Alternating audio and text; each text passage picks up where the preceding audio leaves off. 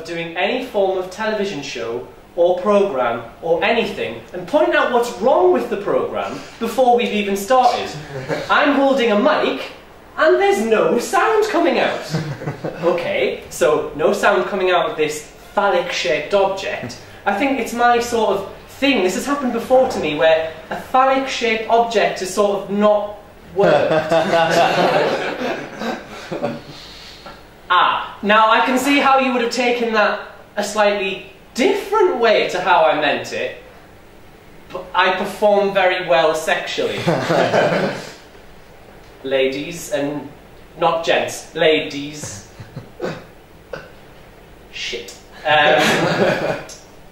Hello, my name's Dan Picola. Let's just start again. I'm Dan Picola, and I am a second-year student studying Italian and Spanish at Bristol Uni. Now, I'll get this out here straight away. I'm from Newcastle. I need to get out of the way just because some people, especially this term, have been mistaking me for a person from Wales. Now, you see, you'd think that wasn't easy, but what I found is I don't really like that. I mean, I don't know what's worse, being compared to a person that fiddles with woolen animals, or poof, a person that fiddles with sheep. Bang. A sheep, or on the other side, somebody who is associated with that travesty of a television programme, Geordie Shore. Now, now, Geordie Shore, what is wrong with that in my personal opinion? Is that it's done nothing for Newcastle at all, absolutely shit all for Newcastle. Except one thing. We can now see STDs walking around, rather than just know they're lurking there underneath the surface, waiting to pounce in the doctors when you get your test done. Again, I personally haven't had this problem. Bollocks. Again. No, as I said, second-year student, Italian and Spanish. Now, I love studying languages. It brings all sorts of people together. And I found this out again wandering the hallowed halls of Woodland Road the other day. I was stuck behind one of those people we all love to hate, in a Jack Wills hoodie, and who sounded very, very raw-like. And he was sporting this type of haircut. It's just very a haircut like, oh, I just got out of bed 5 minutes ago. But I think this type of haircut, the type of haircut he had, was more an unintended consequence of actually getting out of bed 5 minutes ago than any form of fashion statement. Because, it takes a long time for that sort of look to be achieved. So, yeah, and I heard this conversation that he was having. He said, oh, yes, yeah, well, I read languages. Well, you read languages. If you read languages, person who's clearly from Wales, well, you read them. I read languages. I speak them. I write them. And I understand them. So clearly, money doesn't buy you a good education nowadays. Which is something that students from UWE should probably learn sooner rather than later. Let that one peter through.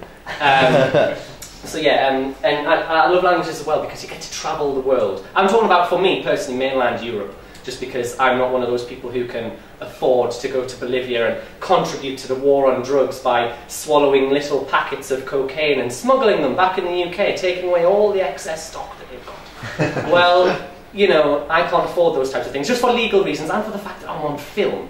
I should probably say that I have never been to Bolivia, and I am not an international drug smuggler. But never say never. So yes, and I like to notice these little differences between the culture of the UK and the culture of Italy and Spain, the two languages I study.